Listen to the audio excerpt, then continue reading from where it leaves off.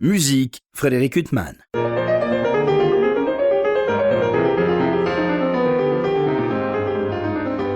Bonjour Frédéric Huttman au micro, j'ai le plaisir de vous retrouver pour un nouvel entretien. J'ai le très très grand plaisir de recevoir Florian Noack. Bonjour. Bonjour.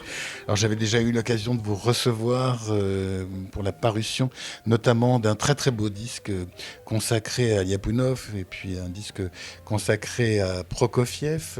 Et là c'est un tout autre domaine, quoique pas toujours éloigné, qu'on aborde. C'est un disque qui vient de paraître pour la Dolce Volta avec déjà un magnifique accueil, consacré à vos propres transcriptions d'œuvres. Il n'y a pas que des transcriptions, il y a aussi des paraphrases. C'est vrai. Mais on va en parler. Et ça s'ouvre, Florian Noack, par une œuvre dont vous m'aviez parlé déjà il y a fort longtemps, quand on s'était vu, cette transcription du concerto pour 4 claviers de Bach, qui est visiblement une œuvre fétiche pour vous. Ce concerto pour 4 clavecins, c'est évidemment un challenge, puisque c'est d'abord c'est le jeu de suggérer 4 clavecins et l'accompagnement d'orchestre à cordes, donc en un seul piano. Puis il y a aussi tout le plaisir de ce baroque qui est inspiré d'Italie, puisque c'est à l'origine une œuvre de Vivaldi que Bach a réarrangée lui-même. C'est une transcription de transcription. Exactement. Pour moi, c'est quelque chose qui montre... Enfin, le fait que Bach l'ait fait lui-même, c'est un argument pour dire que, voilà, même pour des gens comme lui, une œuvre pouvait exister sous différentes identités. Et donc voilà, mais c'est aussi une plongée dans toute l'excitation et la verve de ce baroque italien qui est très, très jouissif aussi à jouer. Il y a d'autres œuvres de Bach que vous avez transcrites. Oui, j'ai fait le 3e concerto brandebourgeois aussi. Ah oui, ça, c'est pas encore enregistré. C'est pas encore enregistré. J'ai joué quelques fois en concert, mais c'est sacrément difficile. Et pourquoi celui-là, en particulier, parmi les 6 En fait, il est pas très long. Déjà, le format s'y prêtait bien. Et je dois dire que le final est aussi extrêmement charmant et très agréable à jouer. Donc, c'était une œuvre que j'avais envie d'essayer, voir si ça pouvait marcher. Il y a dans le mouvement lent du concerto pour 4 claviers de Bach que vous avez transcrit, il y a un moment purement magique. Quand on entend au clavecin. Oui, c'est une sorte de passage où ça module vers des harmonies éloignées sur un fond d'arpège. C'est totalement un rêve, ce moment. Comment vous avez fait pour transcrire ça entre l'orchestre, les 4 claviers c'est incompréhensible. En fait, c'est une transcription qui, on va dire, plus facile à réaliser parce qu'il y a moins d'ajouts. C'est-à-dire que c'est une transcription où le matériau de base est extrêmement riche et les choix qui sont quand même créatifs, mais les choix c'est qu'est-ce qu'on garde, comment est-ce que ça tient en 10 doigts. Il y a d'autres transcriptions où la difficulté c'est qu'est-ce qu'on rajoute, comment est-ce qu'on crée la texture, comment est-ce qu'on suggère l'orchestre. Et ça pour moi c'est plus difficile d'une certaine manière. Le Bach c'était plus un jeu d'adresse. Je pense que je crois que la créativité était plus dans le fait de faire les bons choix simplement. C'est une de vos premières transcriptions en fait. C'est ma première transcription qui n'était pas de la musique romantique russe. J'avais fait beaucoup de Tchaïkovski, de Rachmaninov, de Rimsky-Korsakov.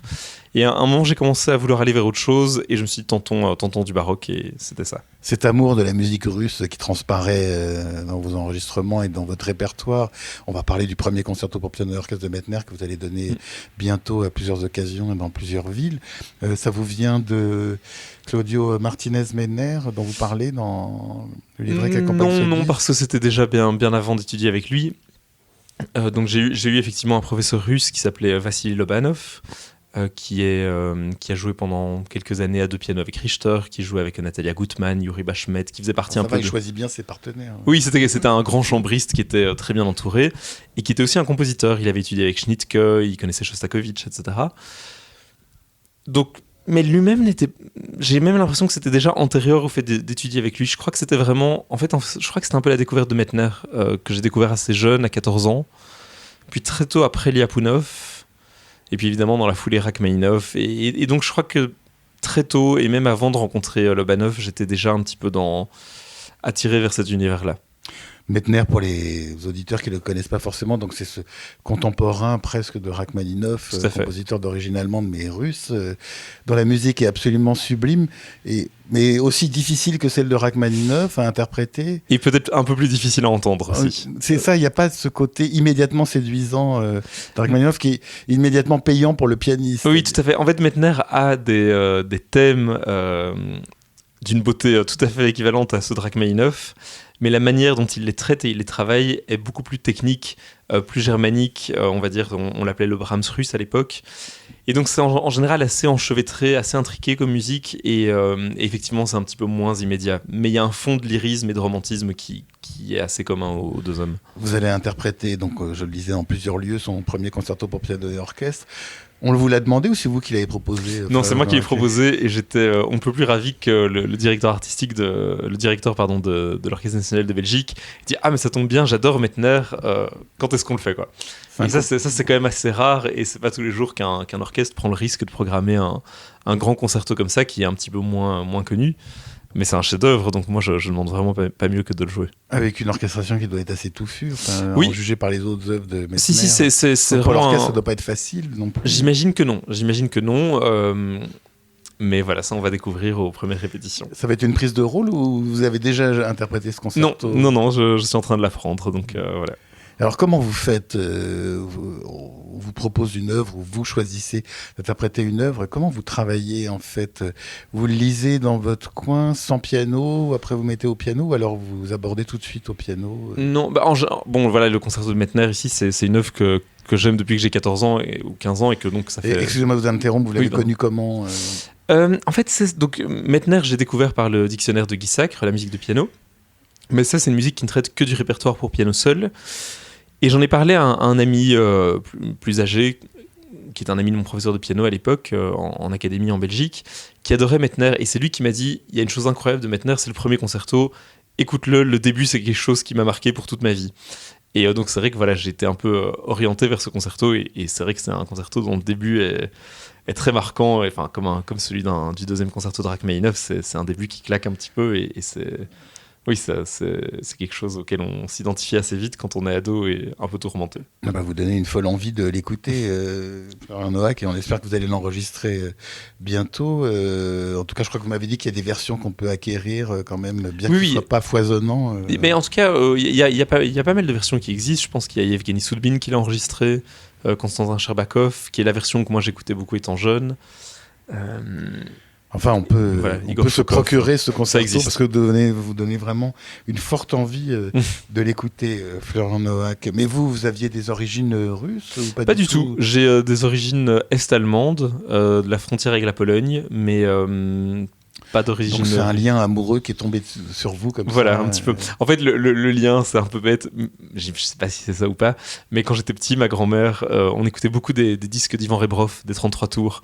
Alors, Ivan Rebrov n'a rien de russe, si je me souviens bien, il est tout à fait allemand. Mais dans ma tête... Oui, il était lié quand même. Oui, il a chanté tous des chants cosaques, etc. Oui. Et bon, voilà, ces images de 33 tours avec sa toque de fourrure, sa barbe et son uniforme cosaque, pour moi, c'était un peu la Russie, quoi. Donc, étant petit, ça me fascinait. Est-ce que c'est ça qui a fait que plus tard, je me suis resté proche de cette musique? Je sais pas très bien. Alors, ce qui est dit dans le texte qui accompagne ce disque, c'est que entre deux tournées de concert, ce que vous aimez beaucoup, c'est transcrire. Ça vous vient de quoi? Vous estimez que le répertoire pour piano, qui est déjà gigantesque, il manque encore des pierres à ajouter? Non, pas du tout. Le piano, il faudrait plusieurs vies pour traverser son répertoire. Non, je crois que c'est un peu né de plusieurs choses. Donc j'ai commencé à transcrire quand j'avais 16 ans, ma première vraie grande transcription, qui était Roméo et Juliette de Tchaïkovski. Ah, déjà, le grand répertoire. Oui, c'était un challenge, mais c'était... voilà, il y avait le plaisir d'écrire de la musique. Il y avait le plaisir d'écrire de la musique, entre guillemets, qui existe déjà sur une base dont on sait qu'elle est bonne, alors que quand on compose soi-même, on ne sait jamais très bien, enfin quand on est jeune, adolescent et qu'on n'a jamais suivi de cours de composition.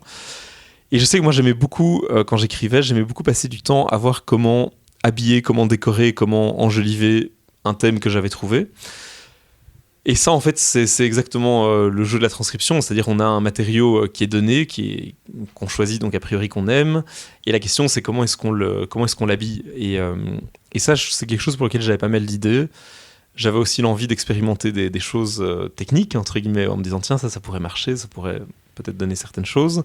J'avais aussi un peu l'envie de me confronter à moi-même, à ce que j'étais capable de faire avec 10 doigts.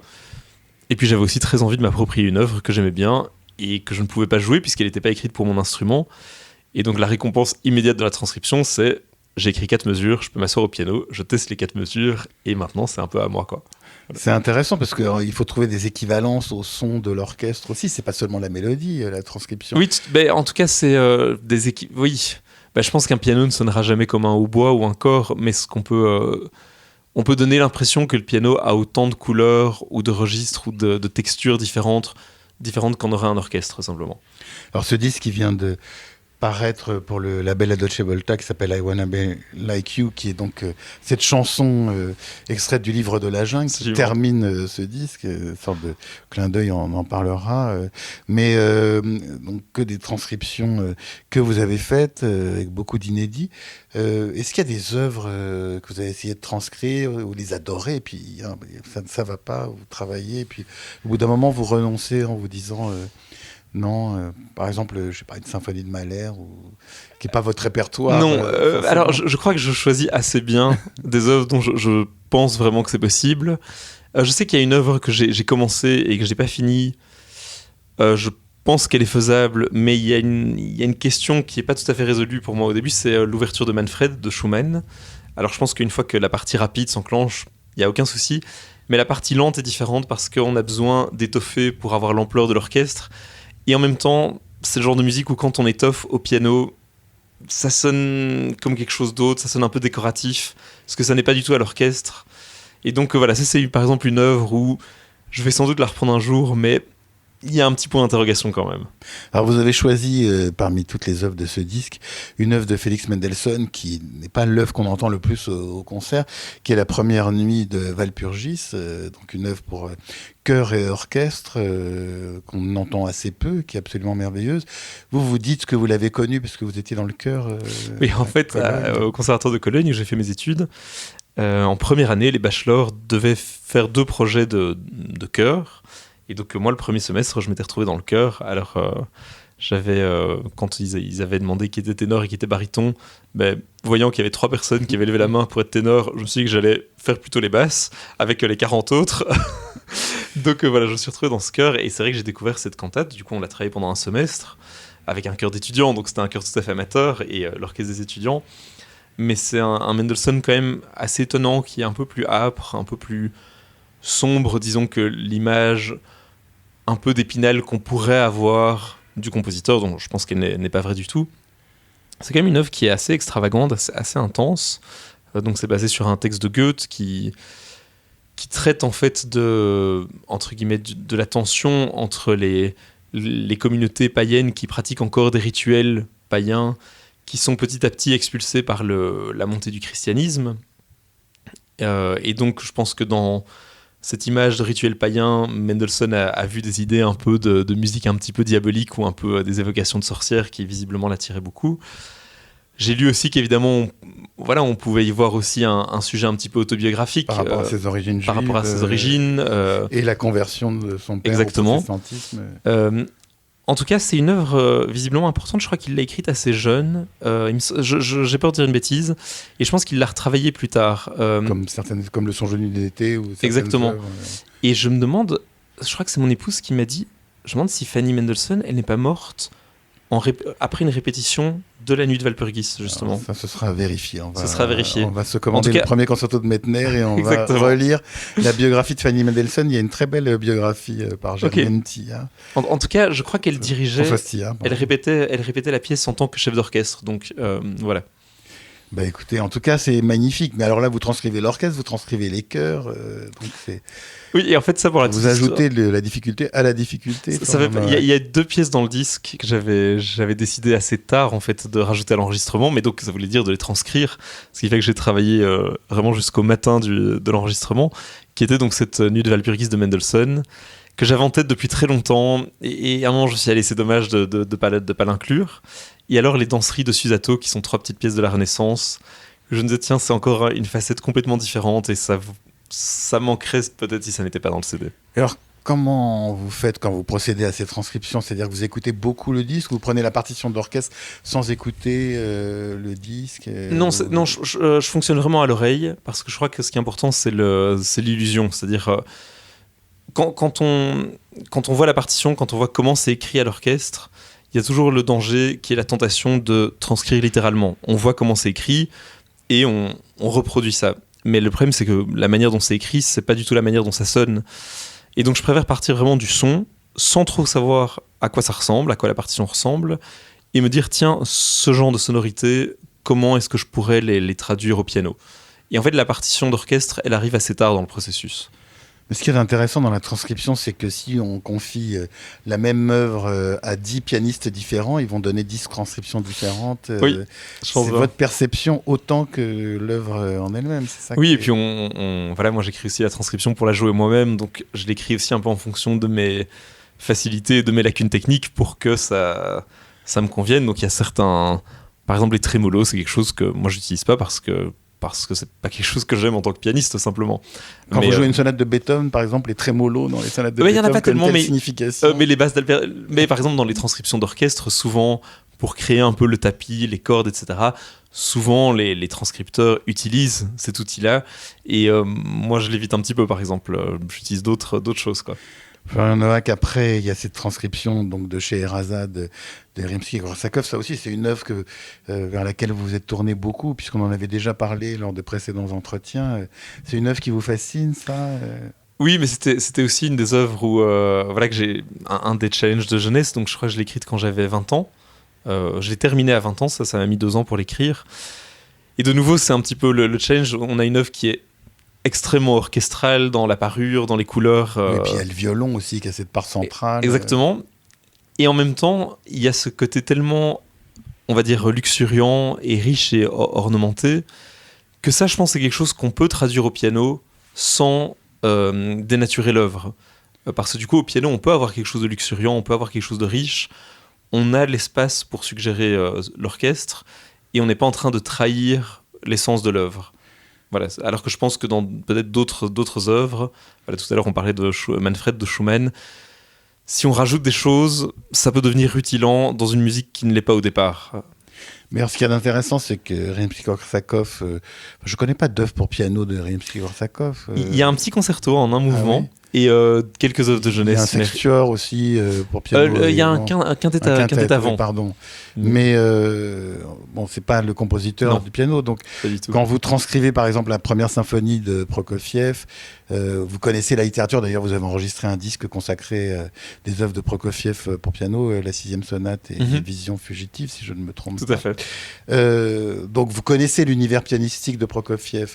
Vous pouvez peut-être raccrocher aussi cette transcription à son univers pianistique. Et pour Rimsky-Korsakov, non, c'est pas le cas. Non, mais ça, enfin, peut-être dans certains cas, avec certains compositeurs, j'essaye de faire en sorte que ça ressemble à une œuvre pour piano qu'ils auraient pu écrire, mais c'est pas forcément ça dont je me soucie. Je me dis, voilà, quitte à ce que ça ne ressemble pas à des œuvres du compositeur, ce qu'il faut simplement, c'est qu'on reconnaisse à quoi ça fait référence.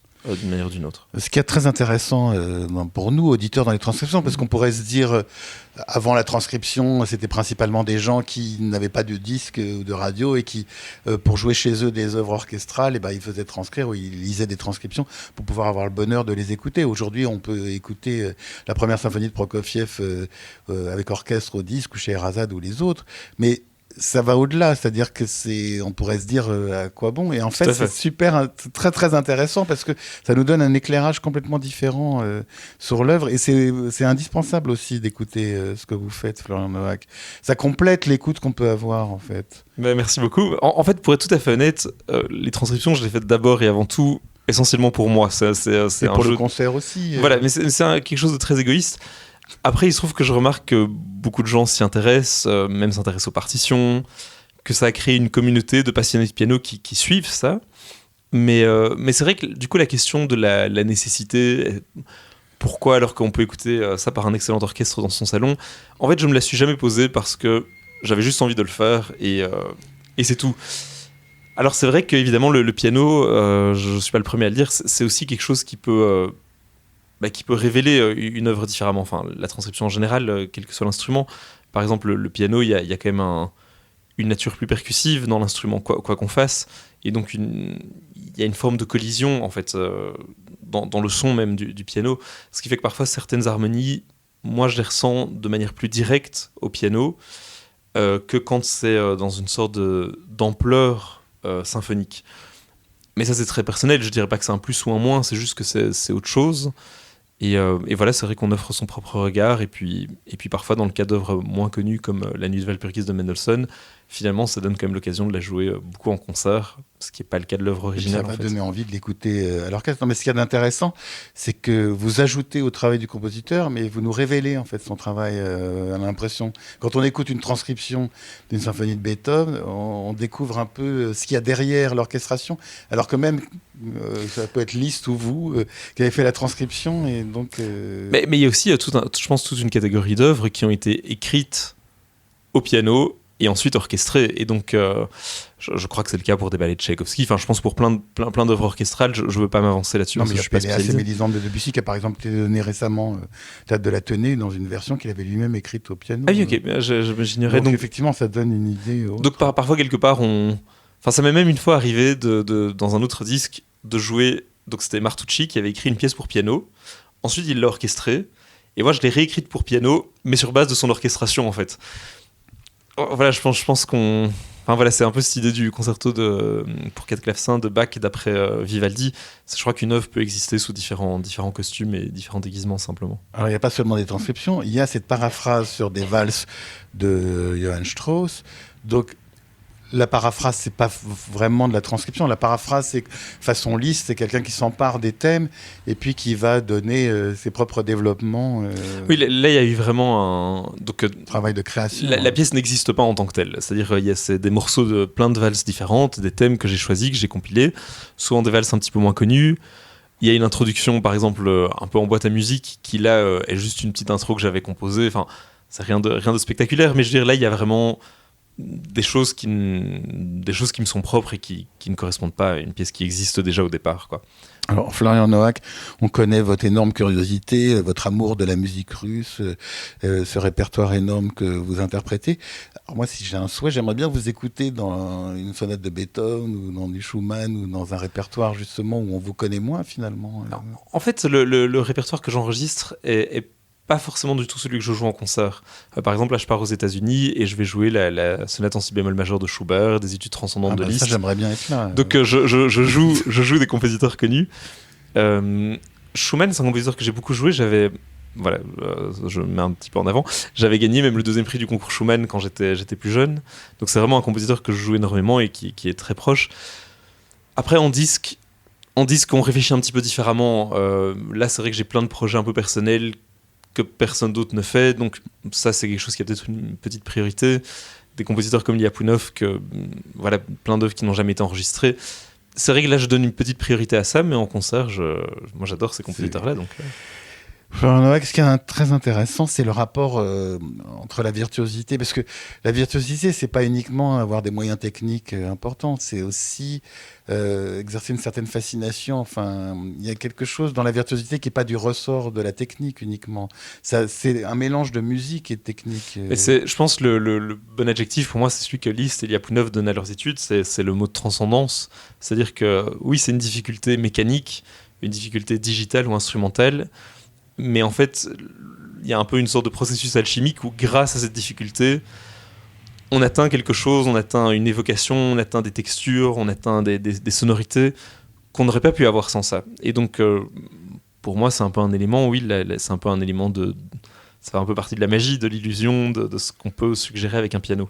Est-ce que vous avez l'impression d'appartenir à une famille de pianistes du 19e siècle, justement, qui a cet amour de la transcription, cet amour d'une certaine virtuosité En tout cas, c'est clair que Hoffman ou d'autres. C'est vrai que c'est les pianistes que j'écoute le plus, c'est quand même les pianistes de la fin du 19e, début 20e. Oui, on a l'impression qu'il y a une certaine filiation avec vous. Bah, ça me fait très plaisir. Voilà. En tout cas, des Rosenthal, des Cortot, des Hoffman, des gens comme ça, c'est Rachmaninoff, évidemment, c'est tout des ce sont des pianistes que vous écoutiez enfant Non, même pas en fait. C'est des choses qui sont venues un petit peu après.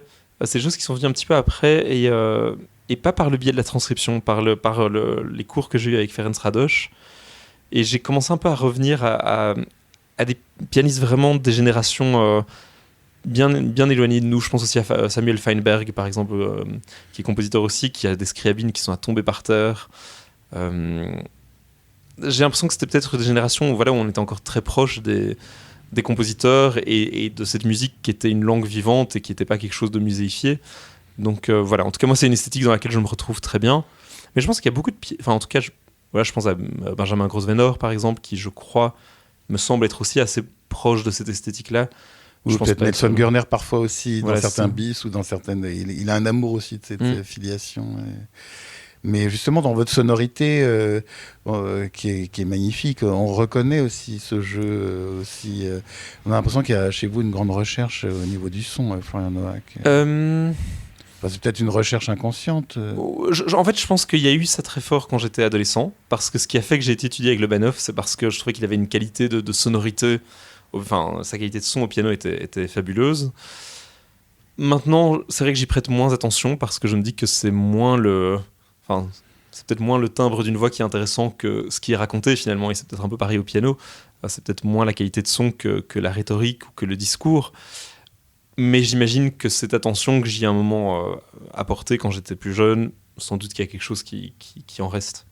Alors, ce disque se termine par une transcription I Wanna Be Like You, qui donne son titre au disque, d'extrait du livre de la jungle. Donc, après toutes ces œuvres, ces grands chefs-d'œuvre, on passe de Bach à Mendelssohn, Rimsky-Korsakov, Johann Strauss, Susato, Prokofiev et Shostakovich.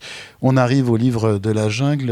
Vous vouliez terminer de cette manière aussi un retour vers l'enfance ou un retour vers une certaine ironie Non, c'est pas ironique, parce que en fait je prends ça, enfin c'est un clin d'œil, mais c'est magnifique comme... Mais c'est un clin d'œil que je prends très au sérieux.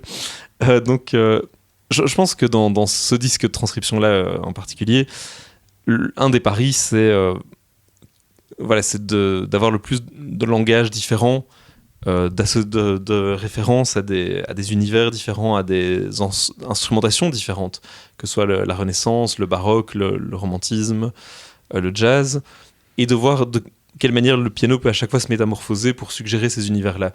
Donc, pour moi, l'inclusion du jazz dans cet univers, elle me semblait cohérente. En tout cas, elle me semblait pas impossible, disons. Et alors cette pièce en particulier, c'est une petite histoire familiale, c'est que c'était un cadeau que j'ai fait à Noël pour ma sœur. On a une petite tradition dans ma famille. Elle est musicienne aussi Elle est elle était pianiste amateur. Elle a fait autre chose, mais elle avait un très bon niveau. Elle adorait les chansons Disney, comme moi aussi d'ailleurs. Et à Noël, dans ma famille, on pioche chaque année une personne à qui on fait un cadeau un peu plus significatif au lieu de faire un cadeau à tout le monde. Cette année-là, j'avais pioché ma sœur et je m'étais dit, je vais tenter de faire une version pour piano. De fil en aiguille, la version s'est un peu étoffée. Elle est devenue assez injouable, et donc c'est devenu un cadeau à moi-même. Voilà. C'est un magnifique cadeau que vous faites à vous-même et à nous-mêmes, Florian Noack, qu'on n'a pas parlé de la première symphonie de Prokofiev, on va peut-être terminer par là, qui est aussi une œuvre merveilleuse, qui a été très critiquée en son temps, parce qu'il revenait à un certain classicisme, un hommage à Haydn. Oui, je crois qu'il se réjouissait aussi dans son fort intérieur, il y a une lettre en tout cas où il se réjouit déjà un peu à l'avance du petit scandale que ça va faire, quoi. Donc c'est une œuvre qui est à la fois un peu impertinente et irrévérencieuse.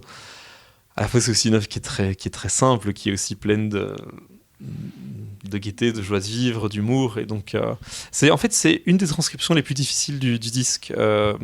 Quelque chose auquel je ne m'attendais pas tout à fait en l'écrivant, c'est que c'est une transcription qui tombe pas facilement dans les doigts, alors qu'en général, j'ai toujours eu l'impression d'arriver à faire quelque chose d'assez pianistique, et c'est vraiment c'est quelque chose de très périlleux en fait, de très acrobatique. Vous avez des confrères pianistes qui vous demandent ces transcriptions, qui après les avoir écoutées vous disent est-ce que tu peux m'autoriser à... Oui, alors j'en ai, il y a quelques transcriptions que je me permets de garder encore un petit peu pour moi avant de les laisser évoquer dans le domaine. Mais je sais que par exemple ma transcription de Roméo et Juliette de Tchaïkovski, elle a déjà été enregistrée par d'autres pianistes.